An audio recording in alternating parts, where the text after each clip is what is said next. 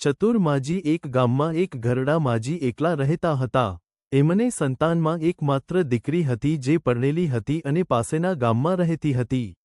એક દિવસ માજીએ એની દીકરીને મળવા જવાનું નક્કી કર્યું. એ ગામમાં જવા માટે એક જંગલમાંથી પસાર થવું પડતું હતું. માજી જંગલમાંથી જઈ રહ્યા હતા ત્યારે એક સિંહ આવ્યો અને માજીને કહેવા લાગ્યો કે એ ઘણો જ ભૂખ્યો છે એટલે તેને ખાઈ જશે. માજી ઘણા ચતુર હતા. તેમણે સિંહને મૂર્ખ બનાવવાનો રસ્તો વિચાર્યો. માજીએ સિંહને કહ્યું, હું તો ઘણી ઘરડી છું, ઘણી દુબળી પાતળી છું, તું મને ખાઈશ તો તને શું મળશે? પહેલાં મને મારી દીકરીને ઘરે જવા દે, સારું સારું ખાવા દે, તાજી તંદુરસ્ત થવા દે, પછી મને ખાજે. સિંહે વિચાર્યું કે માજીની વાત સાચી છે. આવા દુબળા પાતળા માજીને અત્યારે ખાશે તો એને કશું નહીં મળે, માત્ર હાડકાં જ ખાવા મળશે. એના બદલે માજી દીકરીને ઘરે જઈ આવે પછી ખાય તો એને થોડા લોહી માંસ પણ મળશે. આમ વિચારીને સિંહે માજીને જવા દીધા. રસ્તામાં માજીને વાઘ અને રીંછ પણ મળ્યા. એમણે આ જ યુક્તિ વાપરીને બંનેને મૂર્ખ બનાવ્યા. દીકરીને ઘરે થોડા દિવસ રહ્યા પછી માજીએ પોતાના ઘરે પાછા ફરવાનું વિચાર્યું.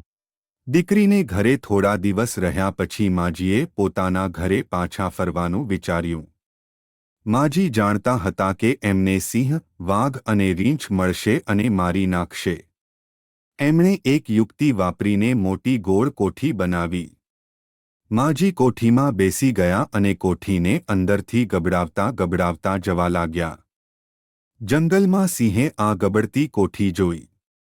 સિંહે કોઠીને પૂછ્યું, તે પેલા માજીને જોયા છે જે એની દીકરીને ગામ ગયા છે? ચતુર માજીએ અવાજ બદલીને કોઠીની અંદરથી જવાબ આપ્યો, કઈ માજી?